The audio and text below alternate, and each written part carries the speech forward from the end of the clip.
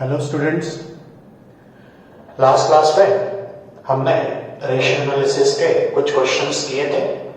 ठीक, मतलब last class में हमने रेशियो एनालिसिस के बैलेंस शीट वाले रेशियोज क्या किए थे, कैलकुलेट किए थे। ठीक है, आज अब हम आगे कंटिन्यू करते हैं। आपके शीट का पेज नंबर 17 देखो।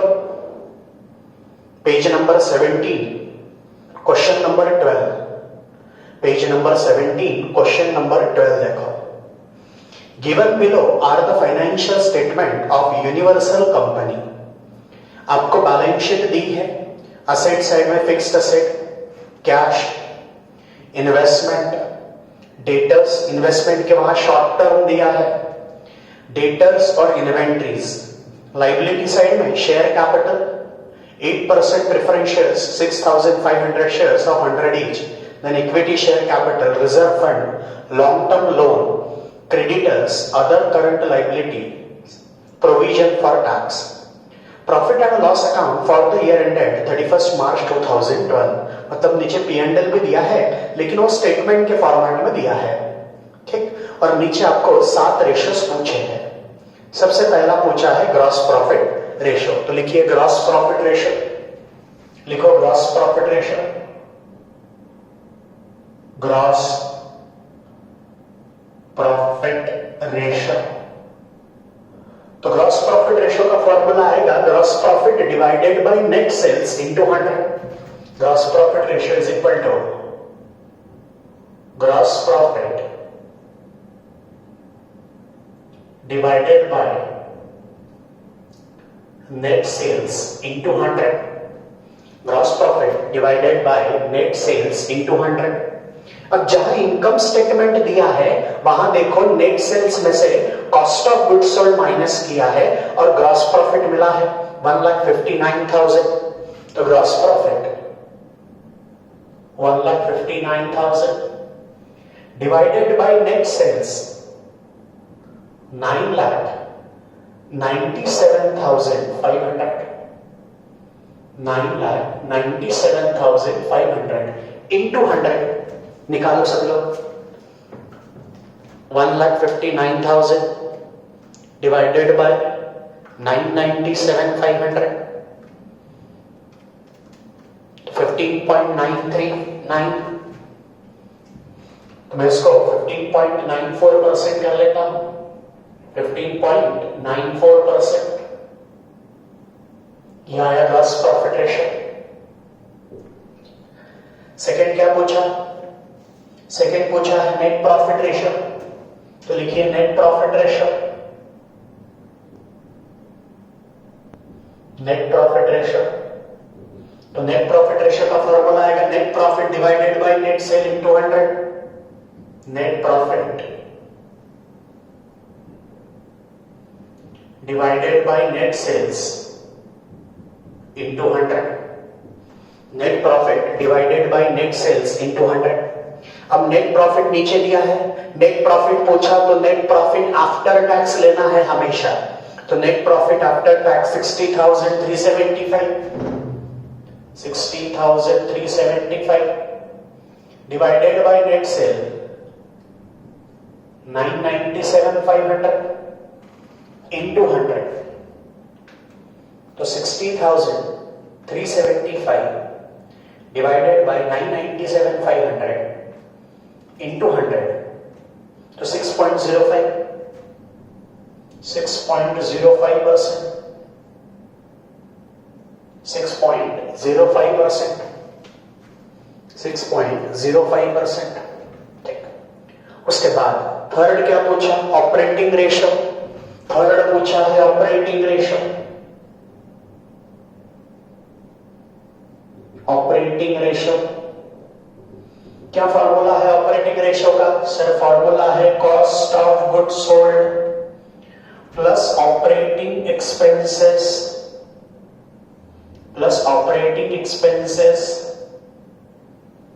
Divided by net sales into 100। Cost of goods sold plus operating expenses divided by net sales into 100। तो कॉस्ट ऑफ गुड सोल्ड वहां दिया है 8,38,500, cost of good sold 8,38,500 plus operating expenses मतलब administration, selling and distribution और financial. तो operating expenses में वहां दिया है operating and administrate office and administration expense 56,875, 56,875, 56,875। तो 838,500 plus 56,875 divided by net cell 997,500 into 100 divided by 997,500 into 100 तो 89.76, 89.76%। मतलब प्रोडक्ट बनने से लेकर कस्टमर तक पहुंचने तक मुझे कॉस्ट लगी है 89.76%। ठीक, उसके बाद फोर्थ पूछा है करंट रेशो। तो लिखिए current ratio. Current ratio last class में हम पढ़े थे। करंट रेशो का फॉर्मूला था current assets divided by current liability. क्या फॉर्मूला था? Current assets divided by current liability. अब ये करंट असेट्स और करंट लायबिलिटीज बैलेंस शीट से मिलेगी। कहां से मिलेगी? बैलेंस शीट से। तो क्वेश्चन में बैलेंस शीट दी हुई है ऊपर, तो जहां फॉर्मूला लिखा है उसके बाद 4 लाइन छोड़कर करंट असेट, करंट असेट्स। तो करंट असेट्स में कैश, देखो बैलेंस शीट के असेट साइड पे फिक्स्ड असेट दिया है, फिक्स्ड असेट नहीं आएगा। Cash 1,07,500, cash 1,07,500। इन्वेस्टमेंट लेंगे क्यों? क्योंकि शॉर्ट टर्म इन्वेस्टमेंट है। इन्वेस्टमेंट शॉर्ट टर्म है 97,500। उसके बाद डेटर्स, डेटर्स ये भी करंट असेट है, डेटर्स ये भी करंट असेट है 1,30,000। उसके बाद इन्वेंट्री, इन्वेंट्री मतलब स्टॉक, ये भी करंट असेट है 1,95,000। कैश इन्वेस्टमेंट, इन्वेस्टमेंट ये शॉर्ट टर्म है इसीलिए करंट असेट में है। यदि शॉर्ट टर्म नहीं होती तो इन्वेस्टमेंट यहां नहीं आता। ठीक है, डेटर्स, स्टॉक, ये सारी करंट असेट है। तो अब ये सबके टोटल लीजिए 1,07,500, 1,07,500 प्लस 97,500 प्लस 1,30,000 प्लस 1,95,000 तो 5,30,000। तो 5,30,000 या भी करंट असेट, या भी करंट असेट। अब current liabilities,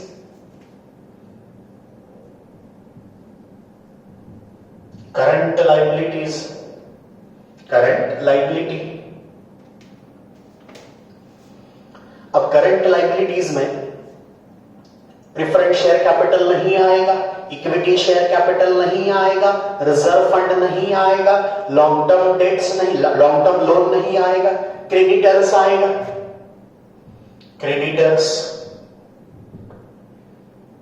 1,04,000,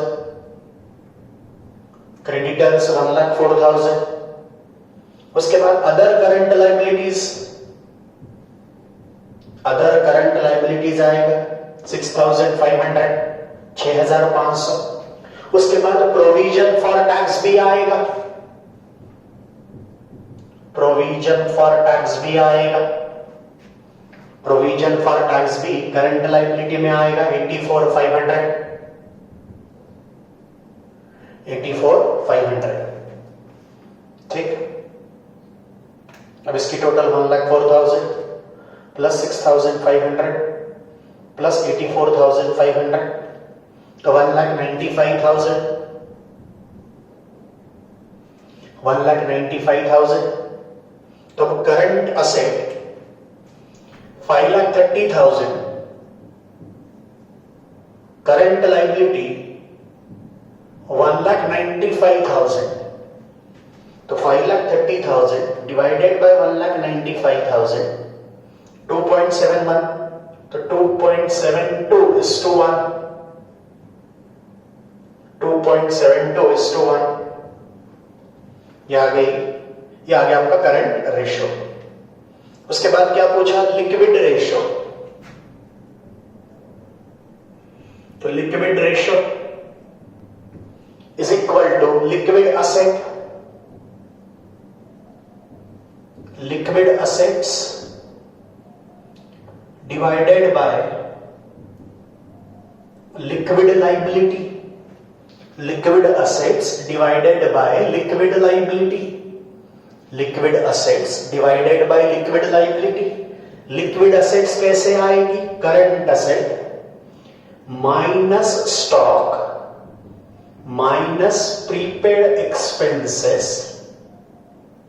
divided by current liability minus bank overdraft liquid assets कैसे आएगा current assets minus stock minus prepaid expenses और लिक्विड लाइबिलिटी आएगा current liability minus bank overdraft. ठीक है तो करंट असेट्स 5,30,000 माइनस स्टॉक उसमें stock है 195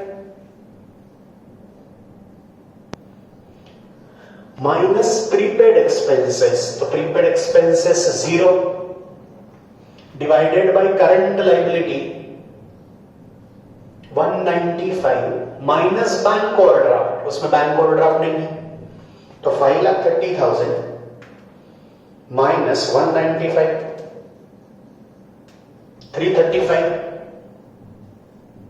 335,000 डिवाइडेड बाय 1,95,000 तो 335 डिवाइडेड बाय 1,95,000 तो 1.72 1.7 आ रहा है तो 7:1 मतलब 1 रुपए की लिक्विड लाइबिलिटी है तो उसका पेमेंट करने के लिए हमारे पास 1.72 की लिक्विड असेट है। ठीक है उसके बाद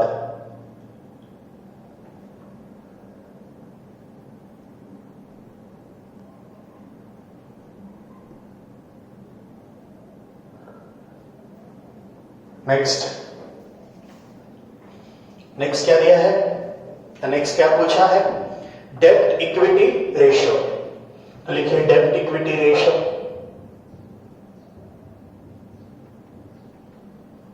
डेब्ट इक्विटी रेशियो फॉर्मूला आएगा long term dates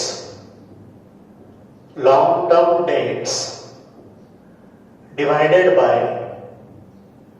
share holders fund long term dates divided by share holders fund long term dates मतलब वो पैसा जो तुमने बाहर से लिया हुआ है और उसका पीरियड लॉन्ग टर्म है बराबर जो पैसा आपने मार्केट से उठाया लॉन्ग पीरियड के लिए जैसे कि डिबेंचर्स हो गया बैंक लोन हो गया ये सब लॉन्ग टर्म डेट्स की परिभाषा में आएंगे। देन शेयर होल्डर्स फंड मतलब शेयर होल्डर्स का बिजनेस में लगा हुआ पैसा शेयर होल्डर्स फंड मतलब शेयर होल्डर्स का बिजनेस में लगा हुआ पैसा। ठीक है तो बैलेंस शीट की लाइबिलिटी साइड देखो वहां लॉन्ग टर्म लोन्स दिया है बराबर तो लॉन्ग टर्म लोन्स मतलब ही लॉन्ग टर्म डेट्स आएगा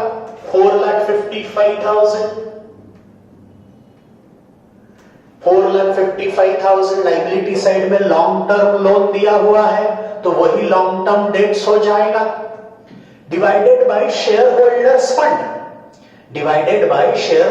फंड मतलब शेयर होल्डर्स का बिजनेस में लगा हुआ पैसा तो देखो प्रेफरेंस वालों ने लगाया 65,000, इक्विटी वालों ने लगाया 4,50,000, तो टोटल हो गया 5,15,000, 5,15,000।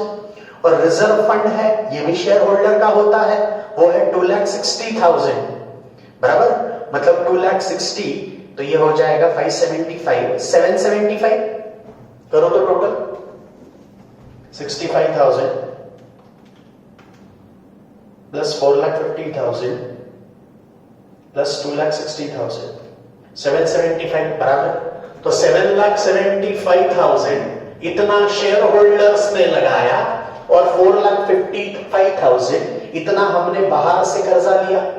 तो 4,55,000 डिवाइडेड बाय 7,75,000, तो 0.587:1, 0.587:1। उसके बाद सेवेंथ क्या पूछा? सेवेंथ पूछा है earning per share. Earning per share, तो earning per share is equal to net profit after tax and preference dividend, net profit after tax and preference dividend divided by number of equity shares,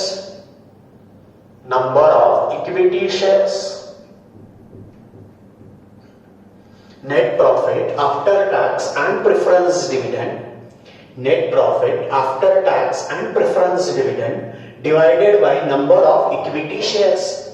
अब आपको question में profit दिया हुआ है, देखो सबसे नीचे दिया है नेट प्रॉफिट आफ्टर टैक्स, मतलब टैक्स पे करने के बाद का है, तो अपने को वो चाहिए, लेकिन अपने को ऐसा भी प्रॉफिट चाहिए कि जो प्रेफरेंस शेयर का डिविडेंड देने के बाद का, बराबर।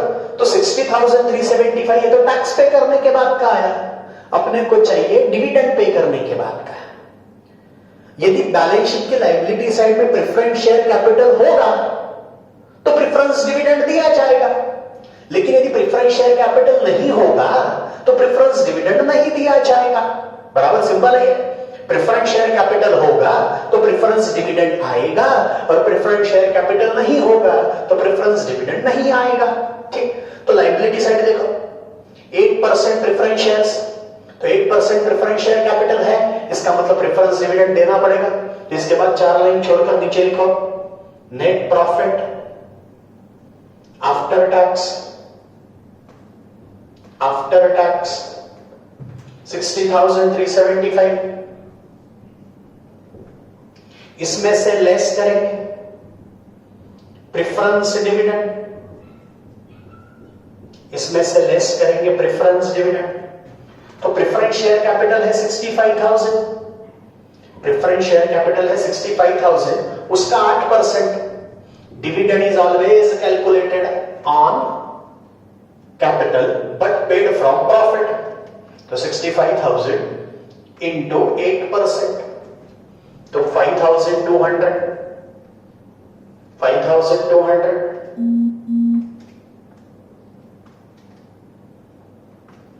तो 55,175, तो 55,175 divided by number of equity shares, तो लायबिलिटी साइड में देखो इक्विटी शेयर्स दिए हैं 4,500, इक्विटी शेयर्स दिए हैं 4,500, तो 55,175 डिवाइडेड बाय 4,500, तो 12.2611 पर शेयर, 12.2611 पर शेयर, ठीक। ये आपका अर्निंग पर शेयर आ गया।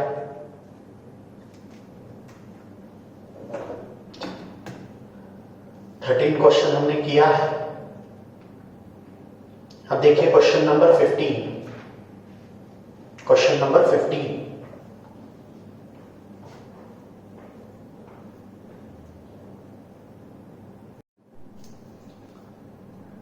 देखिए question number 15, question number 15, the following is the balance sheet of a company as on 31st March. Balance sheet के असेट साइड में लैंड एंड बिल्डिंग दिया है, प्लांट एंड मशीनरी दिया है, स्टॉक दिया है, सन्ड्री डेटर्स दिया है, बिल्स रिसीवेबल दिया है, कैश एट बैंक दिया है। लाइबिलिटी साइड में share capital, profit and loss account, general reserve, 12% debenture, sundry creditors और बिल्स पेबल। ठीक। अदर इंफॉर्मेशन में टोटल सेल्स दिया है 16,12,500, नेट क्रेडिट सेल दिया है 8,86,800, नेट क्रेडिट परचेस दिया है 7,50,000, net profit after tax 1,60,000, number of equity shares 5,000, per share ₹100। Calculate current ratio, quick ratio, डेब्ट to equity ratio, debtors turnover ratio, creditors turnover ratio, fixed asset turnover ratio और earning per share. ठीक है, मतलब सारे balance sheets के ratios पूछे हुए हैं। ठीक, तो लिखिए question number 15, question number 15,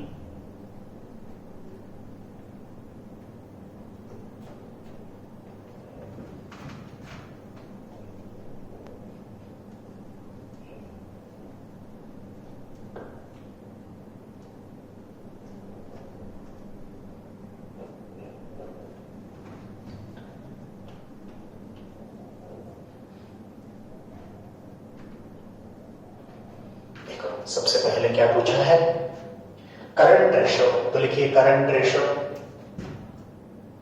current ratio formula आएगा current assets, current assets divided by current liability, current assets divided by current liability. तो करंट असेट्स, तो बैलेंस शीट से करंट असेट्स निकालनी पड़ेगी, तो 4 लाइन छोड़कर नीचे लिखो करंट असेट्स, करंट असेट्स। देखो बैलेंस शीट की asset side land and building, land and building ये फिक्स्ड असेट है, लैंड एंड बिल्डिंग ये फिक्स्ड असेट है, वो नहीं आएगा।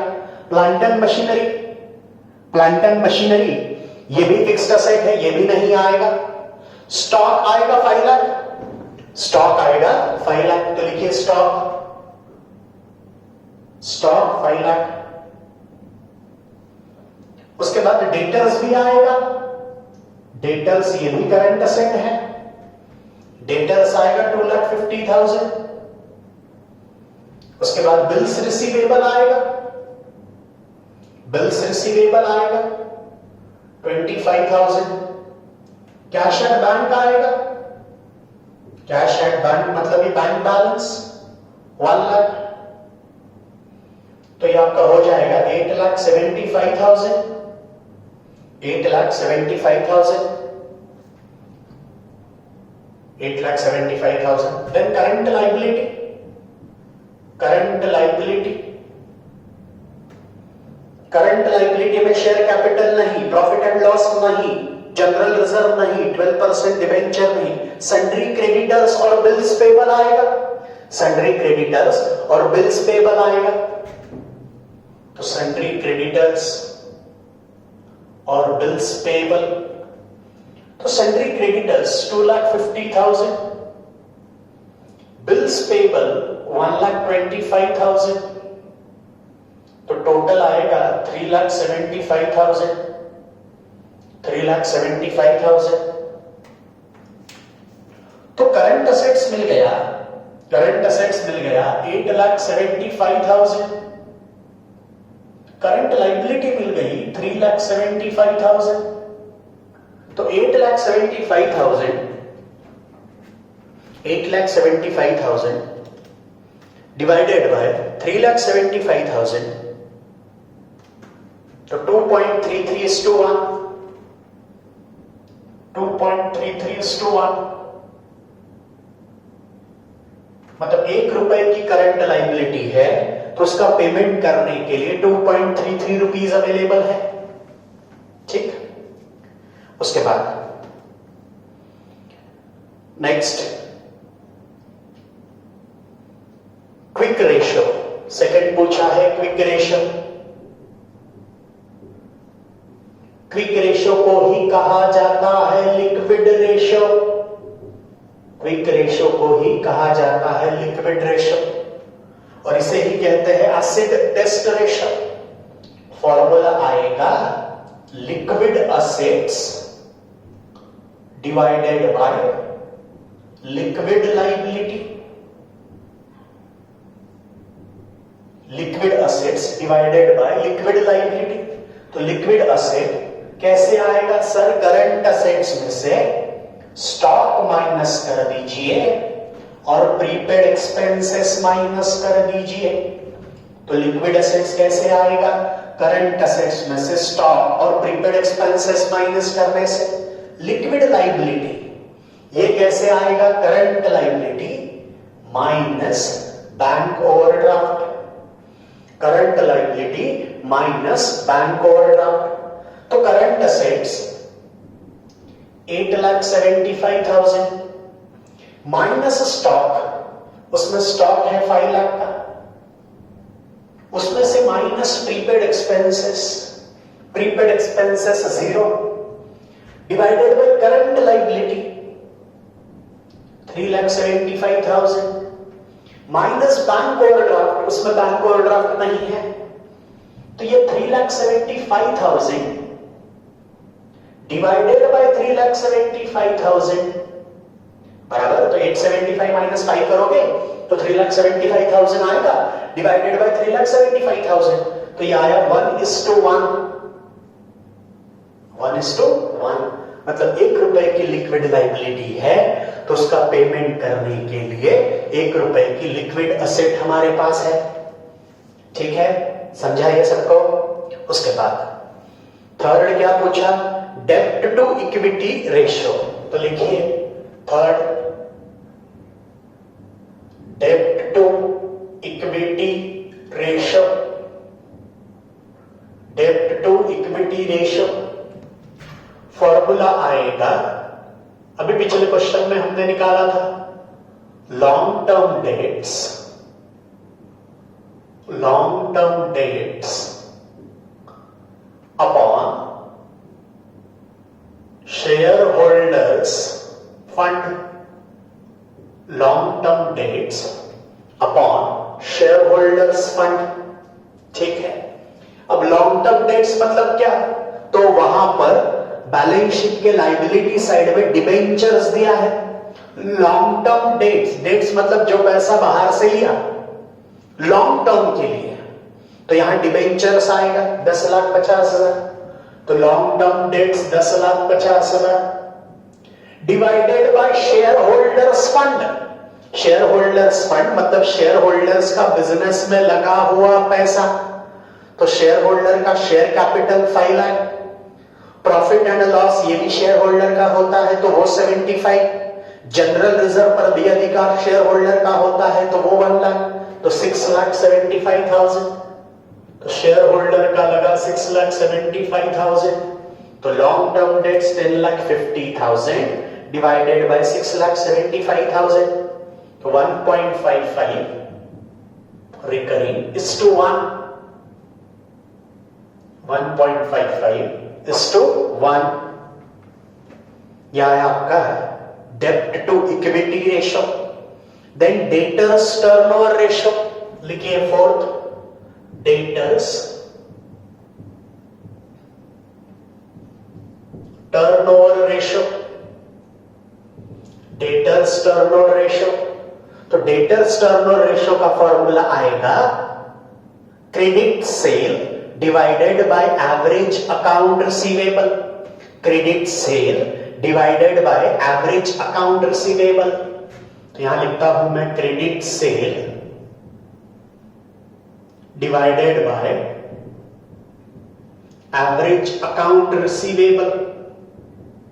टर्नओवर रेशियो है इसीलिए in times, in times credit sale divided by average account receivable in times. अब क्रेडिट सेल नीचे देखो, अदर इंफॉर्मेशन में पॉइंट नंबर 2 में दिया है नेट क्रेडिट सेल 886 800, तो यहां लिख देता हूं 886 800 upon average account receivable.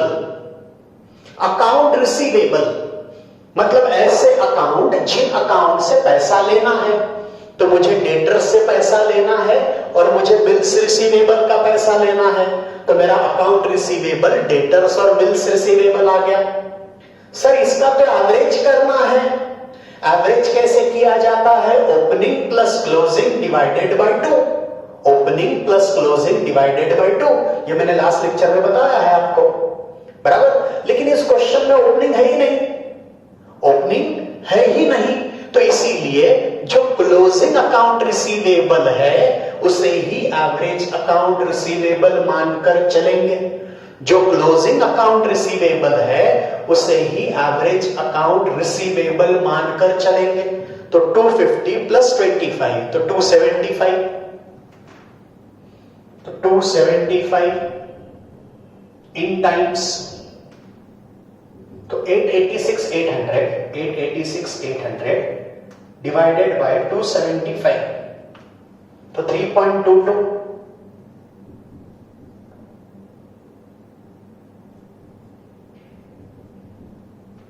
3.2247 times ये आपका डेटर्स टर्नओवर रेशियो आया। उसके बाद creditors turnover ratio, creditors turnover ratio, creditors turnover ratio, तो यह आएगा credit purchase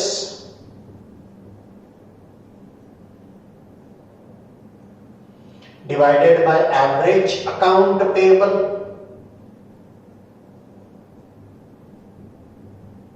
in times credit purchase divided by average account payable.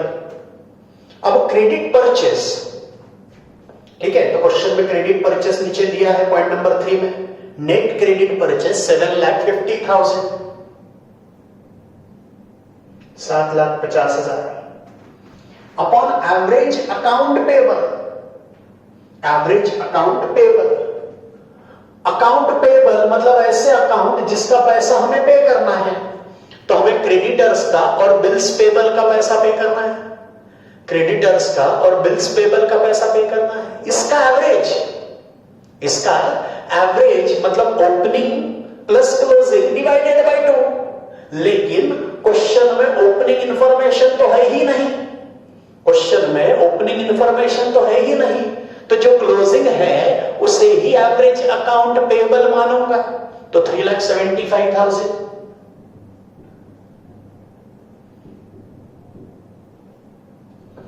तो 750 शायद 2 टाइम्स आएगा, 2 टाइम्स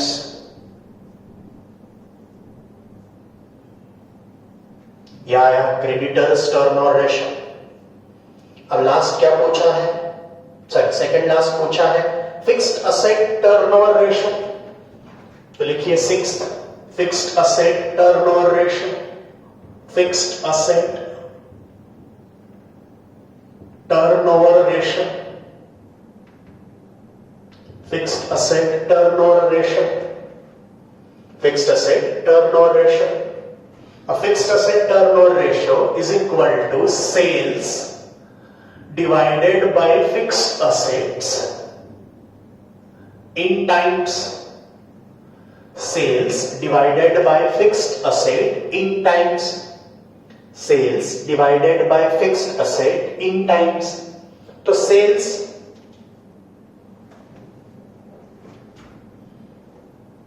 यहां टोटल सेल्स आएगा 16,12,500, 16,12,500 डिवाइडेड बाय फिक्स्ड असेट, तो फिक्स्ड असेट बैलेंस शीट के असेट में मिलेगा, तो land and building fixed asset आएगा, प्लांट एंड मशीनरी भी फिक्स्ड असेट आएगा, तो 12,25,000,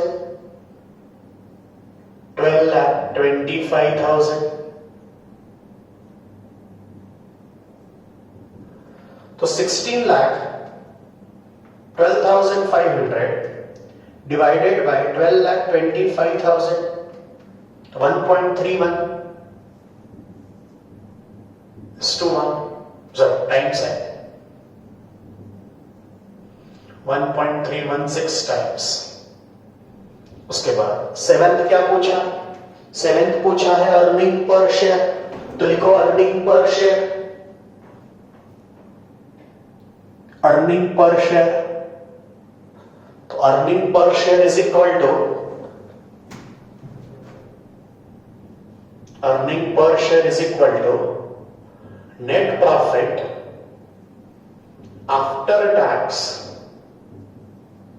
and preference dividend, net profit after tax and preference dividend divided by number of equity shares। अब question में नेट प्रॉफिट है क्या? देखो क्वेश्चन में नेट प्रॉफिट दिया है आफ्टर टैक्स 1,60,000। अब पिछले क्वेश्चन में प्रेफरेंस शेयर कैपिटल था, प्रेफरेंस शेयर कैपिटल था इसीलिए प्रेफरेंस डिविडेंड माइनस किया, लेकिन यहां लायबिलिटी में प्रेफरेंस शेयर कैपिटल नहीं है तो प्रेफरेंस डिविडेंड भी नहीं आएगा। तो जो नेट प्रॉफिट आफ्टर टैक्स दिया है वही net profit after tax and preference dividend आएगा। तो उसे ही मैं net profit after tax and preference dividend मानता हूं 1,60,000। ठीक है, देखिए पिछले क्वेश्चन में भी नेट प्रॉफिट आफ्टर टैक्स दिया था, लेकिन पिछले क्वेश्चन में लायबिलिटी साइड में प्रेफरेंस शेयर कैपिटल था, प्रेफरेंस शेयर कैपिटल था इसीलिए प्रेफरेंस डिविडेंड माइनस किया, बराबर। लेकिन इस क्वेश्चन में प्रेफरेंस शेयर कैपिटल नहीं है, इस वजह से प्रेफरेंस डिविडेंड माइनस नहीं होगा। तो जो नेट प्रॉफिट है वही net profit after tax and preference dividend आएगा, इसीलिए 1,60,000 लिया।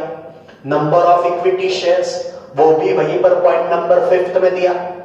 Number of equity shares 5,000 per share, एक शेयर 100 रुपए का, तो 5,000 तो 1,60,000 डिवाइडेड बाय 5,000 तो 32 रुपीस पर शेयर, मतलब एक शेयर के पीछे का अर्निंग हुआ 32 रुपया।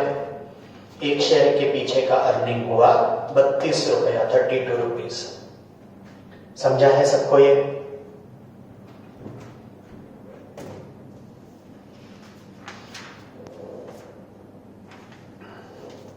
अब देखिए question number 16। Question number 16, following are the trading and profit and loss account of Pawan Trading Company for the year ending 31st March 2006 and balance sheet as on that date। तो trading दिया, P&L दिया, trading अलग दिया है, P&L अलग दिया है, और नीचे बैलेंस शीट दी है। ठीक है, और हमें 5 रेशियोज कैलकुलेट करने के लिए कहा है। सबसे पहला क्या पूछा? Current ratio. लिखिए current ratio is equal to, current ratio is equal to current assets divided by current liability. Current ratio is equal to current assets divided by current liability. Current assets divided by current liability. तो current assets, तो balance sheet से हमें क्या करना पड़ेगा?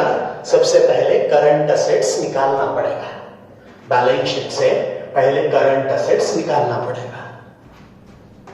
तो current assets 4 line छोड़ दीजिए, फिर करंट असेट्स हेडिंग डाल दीजिए। तो करंट असेट्स में बैलेंस शीट की असेट्स है, देखो सबसे पहले दिया डेटर्स, तो डेटर्स आएगा करंट असेट में, तो डेटर्स 5 लाख। उसके बाद कैश एंड बैंक, तो बैंक आएगा करंट असेट्स में 3 लाख। उसके बाद स्टॉक, स्टॉक भी आएगा करंट असेट में 3 लाख। उसके बाद बिल्स रिसीवेबल, बिल्स रिसीवेबल भी आएगा करंट एसेट में 1 लाख। उसके बाद दिया है लैंड बिल्डिंग जो कि फिक्स्ड एसेट है, उसके बाद दिया है मशीनरी वो भी फिक्स्ड एसेट है, तो इतना ही करंट एसेट्स में आएगा। तो ये आ रहा है 12 लाख, 12 लाख। तो करंट एसेट्स आ गई 12 लाख। अब करंट लायबिलिटी, करंट लायबिलिटी, तो बैलेंस शीट के लायबिलिटी साइड में देखो, share capital long term, general reserve long term, profit and loss long term, मतलब ये सब शेयर होल्डर का पार्ट है। क्रेडिटर्स आएगा, तो creditors current liability 150, bills payable आएगा, बिल्स पेबल आएगा 120। उसके बाद बैंक ओवरड्राफ्ट आएगा, बैंक ओवरड्राफ्ट आएगा 130। तो 130, 120, 250, 250 प्लस 150, 350, 4 लाख, 4 लाख। तो करंट एसेट्स मिल गई सर 12 लाख, करंट लायबिलिटीज भी मिल गई 4 लाख। तो 3:1, 3:1, मतलब 1 रुपए की लायबिलिटी है तो उसका पेमेंट करने के लिए हमारे पास 3 रुपया अवेलेबल है, 1:3। उसके बाद सेकंड क्या पूछा, सेकंड पूछा है लिक्विड रेशियो। तो लिखो liquid ratio is equal to liquid assets divided by liquid liability. Liquid ratio is equal to liquid assets divided by liquid liability, liquid assets divided by liquid liability. Liquid assets कैसे आएगा, current assets minus stock minus prepaid expense. Liquid assets कैसे आएगा, current assets minus stock minus prepaid expense. Liquid liability current liability minus bank overdraft. तो current assets है 12 लाख, उसमें stock है 3 लाख का,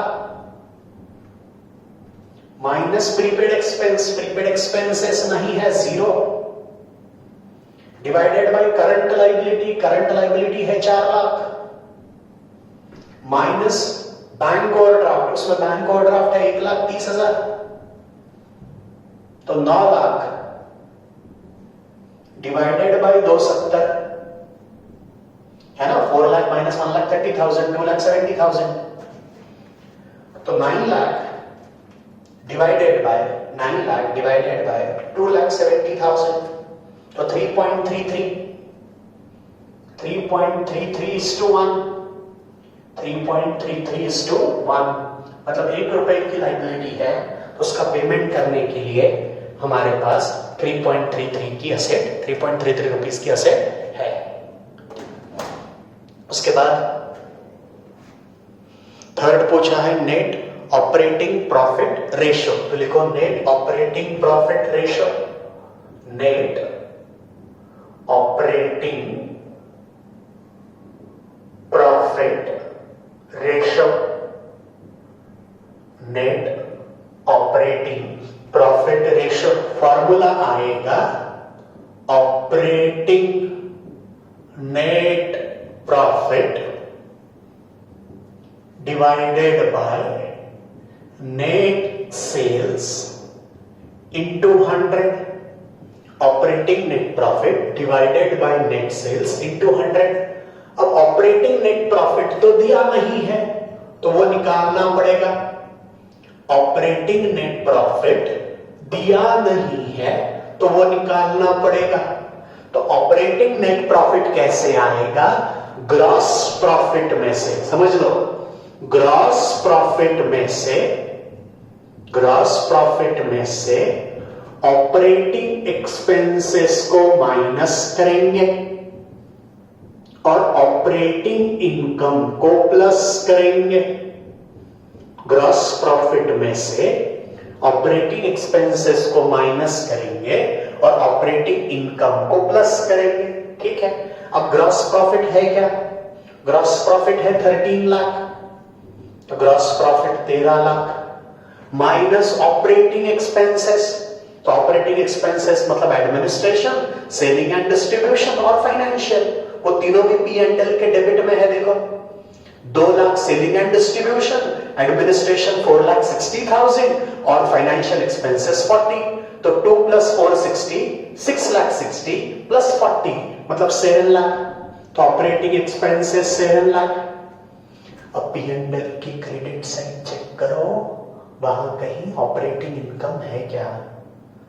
वहां इनकम है लेकिन नॉन ऑपरेटिंग है। कौन सी है? Non operating. ऑपरेटिंग नहीं है तो ऑपरेटिंग इनकम 0, तो 13 लाख माइनस 7 लाख 6 लाख 6 लाख, तो 6 लाख यह है ऑपरेटिंग नेट प्रॉफिट, तो 6 lakh divided by net sales, तो ट्रेडिंग के क्रेडिट में सेल्स दिया है 36 लाख, शायद 16.66 आएगा, करो तो 6 लाख डिवाइडेड बाय 36 लाख 16.66%, 16.66%, यह आ गया ऑपरेटिंग प्रॉफिट रेशियो, ठीक है। उसके बाद फोर्थ क्या पूछा है? फोर्थ पूछा है operating expenses ratio. Operating expenses ratio is equal to operating expenses divided by net sales into 100, operating expenses divided by net sale into 100, तो ऑपरेटिंग एक्सपेंसेस मतलब फिर से एडमिनिस्ट्रेशन, सेलिंग एंड डिस्ट्रीब्यूशन और फाइनेंशियल, वो है 7 lakh divided by net sale 36 lakh into 100, तो 7 lakh divided by 36 lakh into 100, तो 19.44%, 19.44%, ये फोर्थ हो गया। फिफ्थ क्या पूछा? Stock turnover ratio. फिफ्थ पूछा है stock turnover ratio. Stock turnover ratio formula आएगा cost of goods sold divided by average stock in times cost of goods sold divided by average stock in times, तो cost of goods sold वहां दिया नहीं है, तो cost of goods sold यह आएगा sales minus gross profit. Cost of goods sold कैसे आएगा? सेल्स माइनस ग्रॉस प्रॉफिट, तो सेल्स है 36 लाख, ग्रॉस प्रॉफिट है 13 लाख, ग्रॉस प्रॉफिट है 13 लाख, तो 23 लाख ये कॉस्ट ऑफ गुड्स सोल्ड आ गया। अब एवरेज